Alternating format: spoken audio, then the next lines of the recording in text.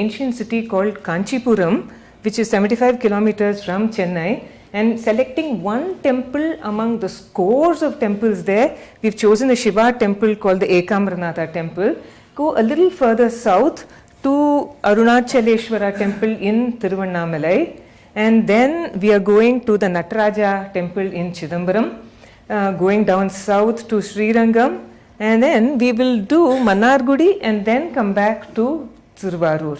So the famous temple, the historical dating that we can give you is from the 7th century AD, when some Shaivite saints, who in Tamil are called the Nayanmars, came to this temple and sang about the glory of the Lord Shiva enshrined here. And that was in the 7th century AD. And the name of those saints are Appar, Tirunyana Sambandar, and Sundaramurti, doing his Urdhva Tandava, one leg straight up vertical.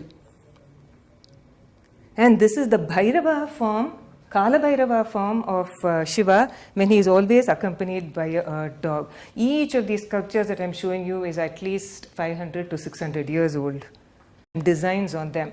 You may all know that Kanchipuram is a very great center of weaving, especially of silk saris. And these weavers take their cue from the temple sculptures and the painting. Been here for as long as this temple has been in existence. It is said to be the tree under which Parvati made the lingam out of mud and sand and worshipped it to be reunited with her Lord Shiva, from whom she had been separated in Mount Kailash. Now the main sanctum with the Prithvi lingam is very, very close to this tree, even today.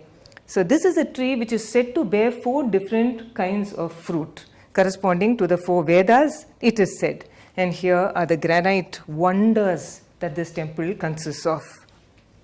Very, very important Kshetra called Tiruvannamalai. So this is how this temple town actually looks. This is a bird's eye view taken from the Annamalai hill.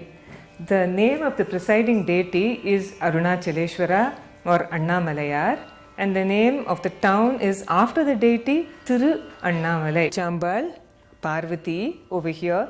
In South Indian temples, each temple, whether it is for Vishnu or Shiva, the deity is called by a different name. If he is Ekamranatha there, he is Arunachaleshwara here, and the consort will also take on a different name. So there, in the Ekamranatha temple, I forgot to say this, Ekamranatha doesn't have a consort inside the temple complex, but his consort is goddess Kamakshi, who is also in Kanchipuram. Here the sanctums for both these deities are next to each other in this very, very vast, it's a huge temple complex. In fact, walking from one end to the other is quite a task. Now, this as the lingam associated with fire. The Prithvi lingam was in Kanchipuram. This is the thing.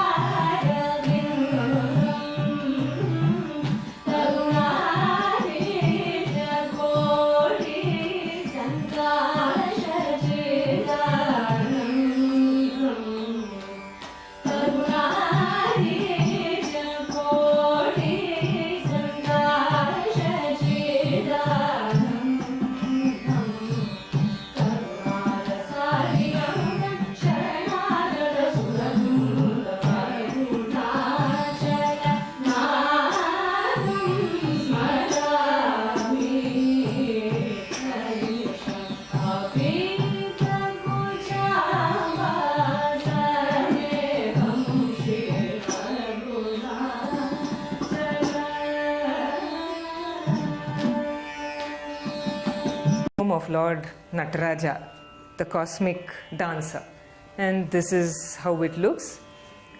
What you are seeing here is a golden roof. This temple, I don't know how even to talk about it. This is again one of the Panchabhuta Sthalams. This enshrines the lingam that is of Akash, ether. This is space. And if any of us want to go in and have a look at the lingam, we can't. There is no lingam because it is of Akash. So they show you a space, and this is the Chidambara Rahasyam. They have a golden string of bilva leaves, the bilva that is used to worship Shiva. that is strung there, and the lingam is for us to visualize.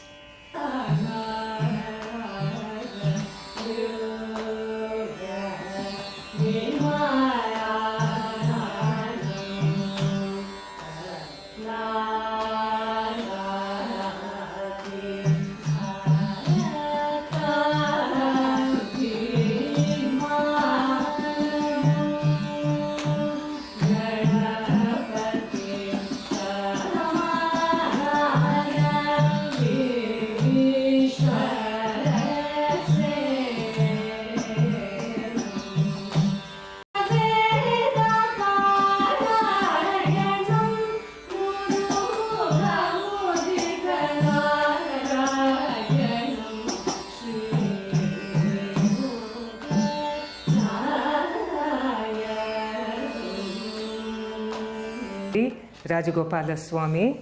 This is a temple in which the Utsava Murti is Krishna.